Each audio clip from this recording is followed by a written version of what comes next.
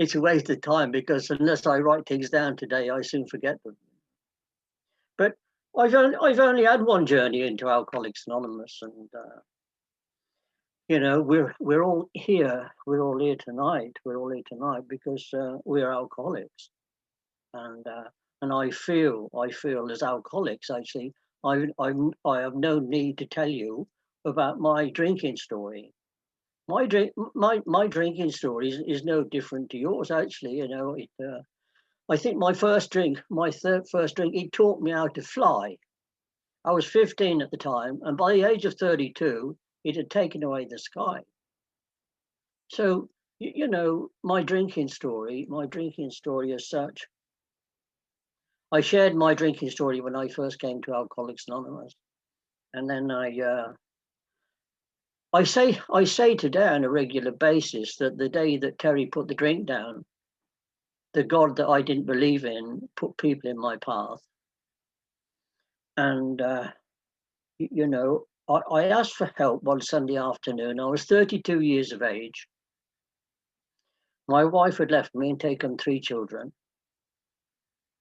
My career was finished. Everybody knew me as a drunk. And for some unknown reason, this Sunday afternoon, I was quite drunk, actually. I'd done my usual stunt. It's my weekend off, so I went and bought bottles and sat in home drinking. And the thought came to me, do I have to spend the rest of my life in the state that I'm in today? When my wife first left, I thought that's a great idea. Now I can drink without anybody moaning and carry on about how I drink. But I soon began to realise that I miss my family. And this Sunday afternoon, feeling really sorry for myself, actually, I made a phone call to a friend. And this friend was one of my drinking partners, actually. And I told him I was having a party, and he said, well, who's at the party? Is Heather and everybody? And I said, no, there's just me, but I need company. So he came round and we had a few drinks. And I admitted for the first time to anyone that I couldn't stop drinking.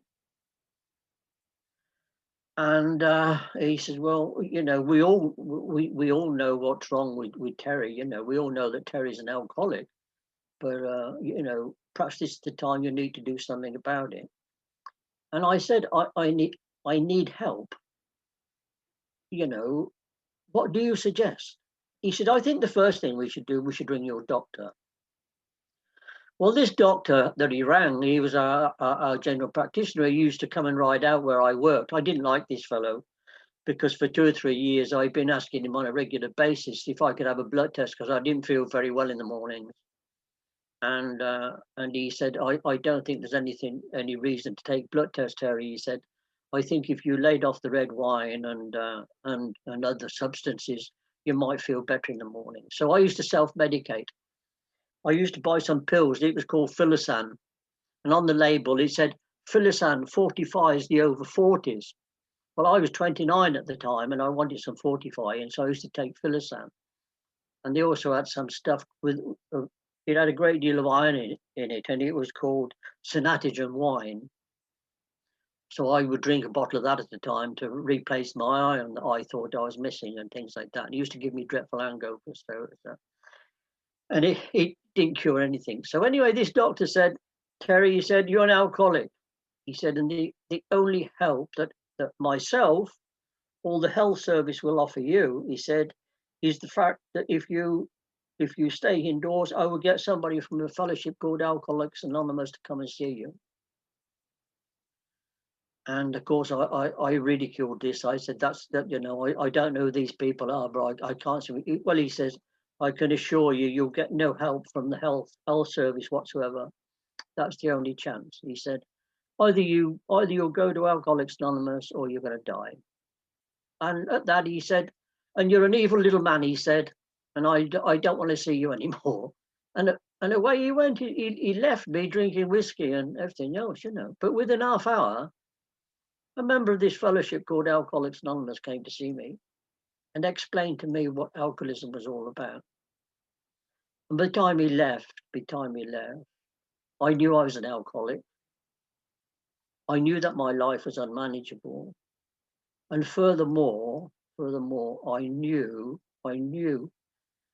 from the word go that if I stick with what this fellow has told me, I could get better.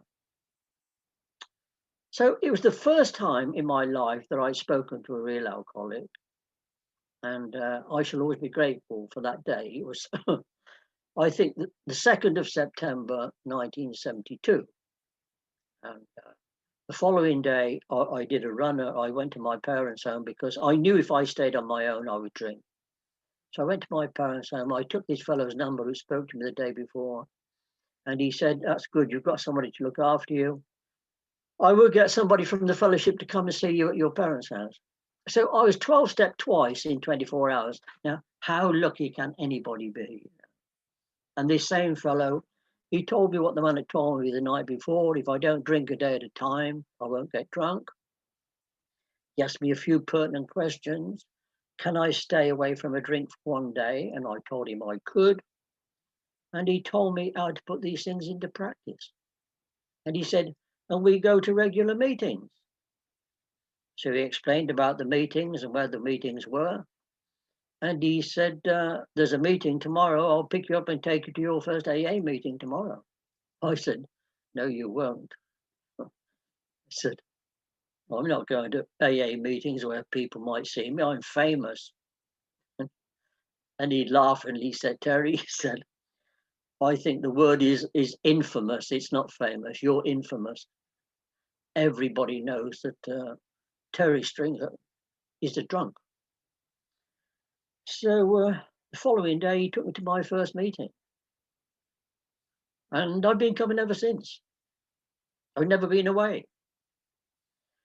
So over the next fortnight, living with my parents, this man explained to me what the scrolls were on the wall, what they meant, what this program meant. And he said, he suggested that you start working this program straight away.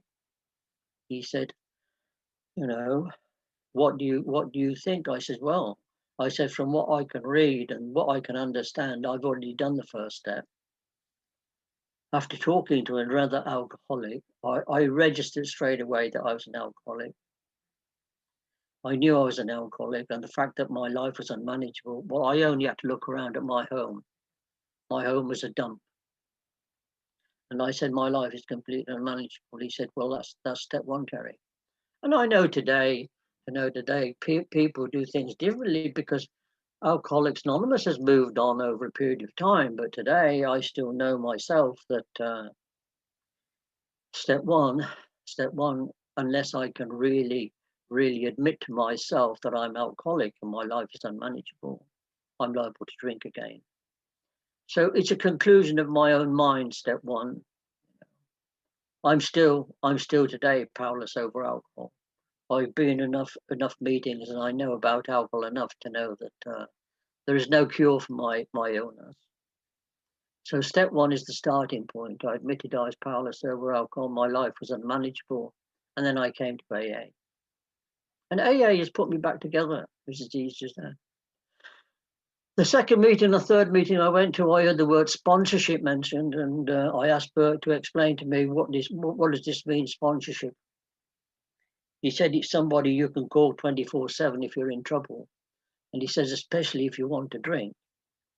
He said, even if you think about a drink, here's my telephone number. You pick up the phone and you call me. He said, don't call me after you've taken a drink because I won't listen to a drunk. He said, I don't want to listen to your ramblings going on for 2 or 3 hours and with no end result, he said. But I'm open 24/7. If you want to talk to me about sobriety and to help you in your recovery, he said, ring me anytime. And then I asked him, I said, well, step two, he says, God, I don't believe in God. Why should I believe in God? If I was in God, I would still be famous. I'd still have my family and everything else. He said, he doesn't say particularly God. He said, you have to believe in a power greater than yourself, Terry. Do you believe in Alcoholics Anonymous? And I've believed in Alcoholics Anonymous from my first introduction. I still believe 200% in Alcoholics Anonymous today, because it's given me a life beyond my wildest dreams. So he said, well, until you can find God, because that's what step two tells us, we come to believe. Not should or would, but we could come to believe. So I made the group of Alcoholics Anonymous my higher power. And I stayed away from a drink a day at a time. And I continued to go to meetings. This fellow picked me up from my parents' home and took me to meetings.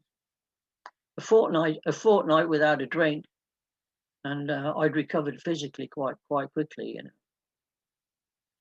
And I happened to be complaining about my parents treating me like a child and everything else. And my sponsor, Bert, he told me I was a very ungrateful little fellow. He said, if you had any gratitude at all, you'd realise that these people are trying to look after you, and you've got no gratitude. There's a very fine line, Terry, he said, between arrogance and ignorance. And he said, you suffer from both. So he said, I suggest you go back to work. So I rang my boss, and who I hadn't spoken to, I'd walked out on my job and everything else, from my home, beside a house that went with the job. And my boss said, what's the problem? I said, well, I realise I'm an alcoholic. And my boss, he said, you'll have to excuse the French English. He said, well, thank fuck for that, he said, because we've known it for a long time. So my boss knew I was an alcoholic, and he said, so what's the game? What do you want? I said, I want to start work again. He said, start tomorrow. So that took me back a little bit, but I went back to work the following day, and they and the doctor who 12-stepped me, they made me a little bed sit, and they put a phone in there, and they explained to me that the phone was from my AA business, not to ring girlfriends or family or anybody else, just for my AA business. And it began to dawn on me, actually, that, you know, people that I didn't expect any help from were my biggest benefactors. When I stopped drinking, people were only too willing to help. I didn't have any transport, so people lent me transport to go to meetings. And they didn't ask me where I'd book, why or anything else. I didn't want to tell anybody I was going to AA, but they knew Terry wasn't drinking, and life continued at a pace. And I began to realise that, you know, I wanted to get my wife and family back. And as I say, I saw the scrolls on the wall, and it said, step 9, I had to make amends to the people that I'd harmed. And I said to Bert, come back from a meeting, I ought to go and make amends to my wife. I found out where she's living. He said, I think that might be a bit premature, Terry. He said, you've only been sober 3 weeks. He said, it'd be a bit stupid going to see your wife and things. He said, she's quite an angry lady, and deservedly so. He said, so I should leave your amends to a little bit later. You know, I was such an arrogant bugger. I said, well, you know, there's no time like the present. I said, I'm going to go and see my wife. So he advised I went to an AA meeting, which I did before going to see my wife. And I went to see my wife. I found out where they lived, and we sat and had a chat. And she told me on no uncertain terms, she wouldn't be coming back. She, you know, she told me quite honestly that I was a drunk, had always been a drunk, and would always be a drunk. And I could go forth and multiply, go and fuck yourself. She said, we've got a roof above our heads, and we can survive without you. And that was quite a big blow to my ego, actually. And they were just building a bypass around the town where she lived, and I seriously looked for a car coming the opposite way. But nothing came the opposite way. And as I'd been instructed, you know, in times of distress and everything else, go find somewhere quiet, toilet or anywhere, get away from people, and say the Serenity Prayer until you have a change of mind. And I sat there on the side of this dual carriageway, had a good cry, and really felt sorry for myself. Poor me. I kept saying the serenity prayer, and the thought came to me, actually, well, I'm 32 years of age. I'm quite capable of getting another wife and another family. And if I stick to Alcoholics Anonymous, I know I'll be able to do that. So, bugger her, I will stay sober and I'll see what happens. Well, I've stayed sober ever since. I tell people that particular time, I come to AA and a resentment is keeping me sober. A load of rubbish, really, but there again, that's the way I thought at that particular time. And I stayed sober. And 6 months later, my wife did come back, and she's downstairs tonight cooking supper. So it's my amends. They did work at that particular time, actually, but it was my crack at amends. But I'll talk about amends later, anyway. So I made a decision on the side of that road that she, nor anybody else, would see me drunk again. And, I had to put that decision into practice. So I've been putting it into practice ever since. My sponsor very quickly, he said, you've got all these problems going on. You've tried to make amends. That didn't work anyway. He said, it serves you right for doing it. He said, but, you made a decision to do things. He said, now make a decision to do the fourth step. So I did the fourth step. I'd been sober 5 or 6 weeks, and I wrote out my fourth step. And I shared it a week later with my sponsor. And he pointed out the people in my fourth step who I'd have to make amends to in later in step 9. He told me how to address my fears. I was full of fear, which I didn't realize until I spoke to somebody else. And harms I'd done to other people, I had to address those too. And sex, well, at that particular time, I thought the only thing wrong with my sex thing was the fact I didn't get enough of it. So I didn't do a great deal about my sex problem. So when I look back, my steps took me up to 4 and 5, and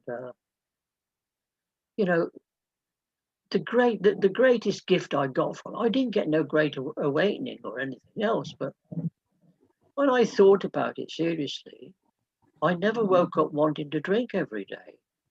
So after doing my 4th and 5th step after 6 weeks, the want to drink was taken away.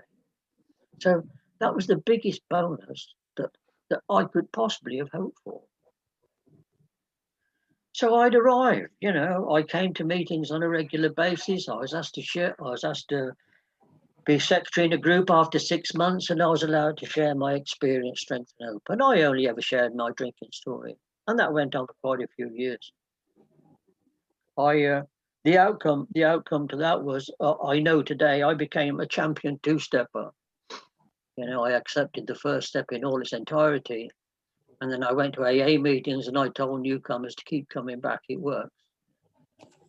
But the steps in between, which are the most important steps in this program, I didn't do a great deal about. So I became a 2-stepper. I was a 2-stepper for 12 years. And in those 12 years, during that time, my wife, we separated again, this time with divorce papers served. Some miracle of fate, I think it's through my children, my wife came back again. And I was so emotionally bankrupt after 12 years without drinking that I knew I had to do something about it. And my sponsor pointed out, he said, you go to meetings, but you don't talk about the steps. You don't share about a God of your understanding. You don't talk about the program. You only talk about your drinking story.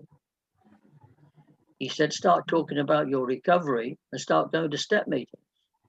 So that was the point that my life started to change, because my life started to change completely when I started to go to step meetings. When I heard other people share their experience about this program,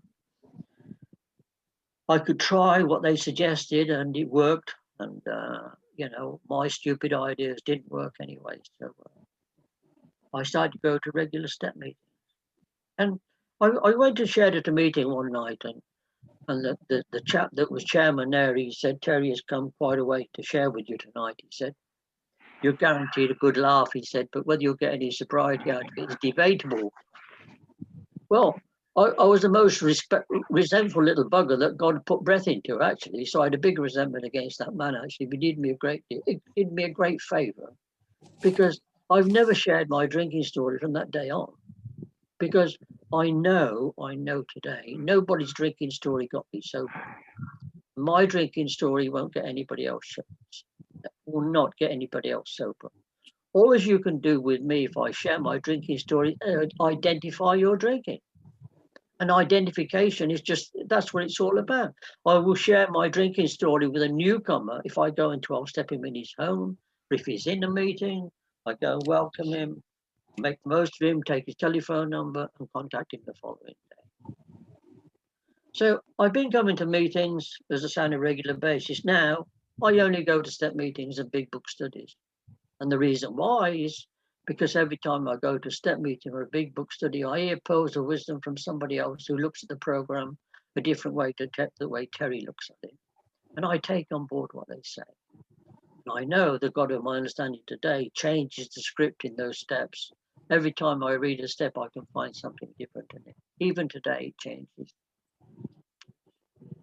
So I did the first 5 steps very quickly, and then when 12 years later I looked at the program again, I didn't go back and start all over again. I knew I was still powerless over alcohol. My life was unmanageable. So where do I go from there? So I picked up step 6. And step 6 tells me I have to become willing. Willing to what? Willing to change. I have to start changing the way that I think and the way that I behave. Step 7, I have to pray to get rid of my shortcomings, but I have to do some work to do that. I can't expect God to do all the work. The God of my understanding is a kind, loving God and things. And he expects me to put in a bit of footwork to get results. So I have to start training my mind to think differently and act differently and treat people with a little bit more respect. And then I come to step 8, and step 8 asks me to write a list of all the people. We're only asked to write 2 lists. We're asked to write a list in step 4, and we're asked to write a list in step 8. And by this time, my children were teenagers, and they'd had to grow up through their early teen years and things, with a father who suffered from untreated alcoholism. And I didn't drink, actually, but I wasn't a very nice character. So when it come to making a list, I put my parents back on the list. I certainly put my children on the list. And my wife, well, she was still on the list, because I hadn't gone back and tried to make another amends to my wife, but she was still on the list. And I made this long list of people that I'd harmed, not the ones I thought I'd harmed. My resentments from my step 4 came along. So I had this list put into practice in step 9. And I can honestly say today that God allowed me the time and the occasion to make amends to all the people that I'd harmed. My parents were older.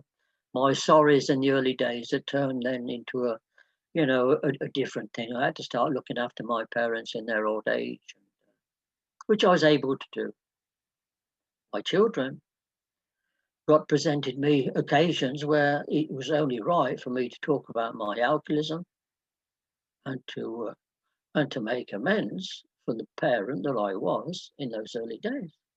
And I feel the result today is the fact that I have the love and respect of all my children.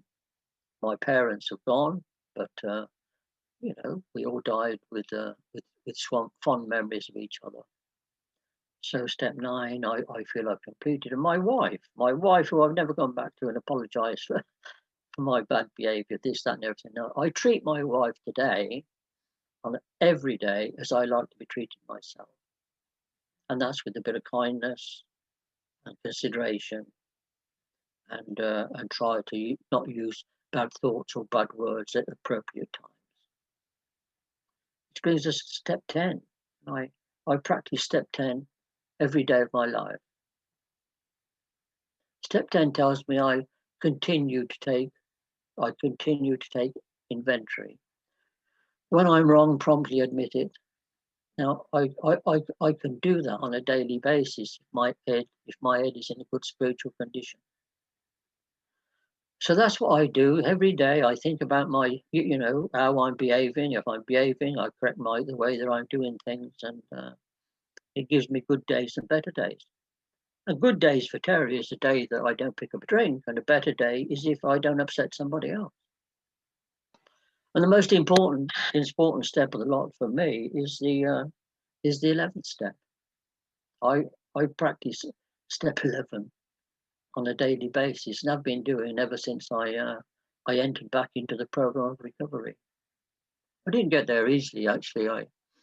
Chandra Mohan spoke earlier about step meetings and things. I started a step meeting in Marlborough. It might sound very, very selfish to some, actually, but if there's not a step meeting available, and I live by this program, I start a step meeting because I need to continuously work these steps. They're never done. When I hear people say I've done the steps, I say, oh, very lucky, very lucky. I'm still working the steps on a daily basis.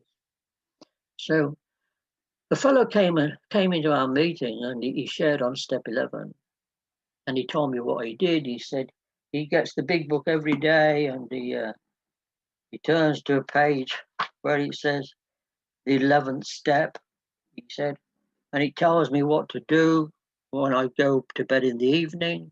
If I've got a resentment, I can address it in the morning when I say my prayers and do my meditation. And I listened to this fellow, and I got more angry the more I listened to him. Actually, I thought, I don't have time to do that. I'm still a working man. I start work at 6 o'clock in the morning. And I told him this after the meeting. I said, I don't know. You don't go to work, actually. If you had a proper job like I have, and that you wouldn't have time to do all that rubbish. He said, you're ignorant little man, Terry. He said, why don't you set your clock an hour early in the morning? Try it. Well, I was so mad when I got home. I rang my sponsor and explained what had gone on at the meeting. And my sponsor laughed at me. By this time, I had a new sponsor. He said, well, are you going to do that? And I said, no, I'm not. Okay, he said, I'll give you a ring tomorrow. So the meeting was on Tuesday. So he rang me Wednesday and Thursday. And he said, have you set your clock yet? And I put the phone down on him twice. And on the third day, Friday, I said, I might try it. So I set my clock on Friday night for 5 o'clock to get up an hour early to put into practice what this fellow suggested. And I've been doing it ever since. Because after a few days, I realized actually that if I get up and dress my head as suggested, I can also address my day. I can approach my day in a different frame of mind that I've been doing all my life. It was a revelation. It's a mind-altering experience for me. An older member spoke to me during the week, and he said, Terry, what do you make of a conscious contact with God? And I had to get the dictionary out to see what the word conscious means, but it means continuous. And every day, when I wake up, I go downstairs, make a cup of tea. I've got 4 little books here. I've got Daily Reflections, as Bill sees it, 24 hours a day, and Stools and Bottles. And I read what the suggested prayer in there is, and the meditation for the day, and it sets me up for a good day. So I have good days and better days. If I go anywhere, those are the first things that I pack in my overnight bag. I wouldn't go anywhere, planes, trains, or anywhere. And I've dressed my head in the most strangest of places, in planes coming back to Kerala. It's wonderful, the God that I believe in, when you see sunset break in, and just amazing. So step 11 is ongoing, and I hope it never ceases. And step 12, it says, having had a spiritual awakening as the result of these steps. Well, it's through these steps that I'm here today, actually. These steps and this program gave me a new life. It gave me the ability to retire at 32, at 62. I mean, sorry, I stopped drinking at 32. I retired at 62, and I came to live in India. You know, I tell people I went backpacking around India. You know, when I retired, but I only did these things, and through a fellowship called Alcoholics Anonymous. I had the pleasure of meeting Chandramohan, Alok Dutt, Ingrid, all these wonderful people I met on my travels and things like that, who we talked and we shared our experiences and our hope and our strengths. And that's why I'm here tonight, actually. I think I've just about gone on long enough. This meeting don't go on forever. I could go on forever talking about the joys and the gift of sobriety through Alcoholics Anonymous. We're granted a new life if we put these things into practice. So I try to practice these principles in all my affairs on a daily basis. The God of my understanding has given me a spiritual awakening. And I just love carrying this message to Alcoholics Anonymous, of Alcoholics Anonymous. I wish I could pass it on to members of my family who suffer from alcoholism as well. But I feel I only got this when I was ready to get it, and their time hasn't come yet. So I'm very grateful to be here. I hope I haven't bored you all completely. Well, not many have dropped out anyway, so I'll wait to hear you share back. Thank you. Thank you very much, Terry. Thank you very much for your wonderful share in a short time. I mean, you took only 20-25 minutes only, and it was awesome. It's a great share. Once again, I'm grateful that I could hear your share. And actually, Terry knows that in our Kovalam meeting,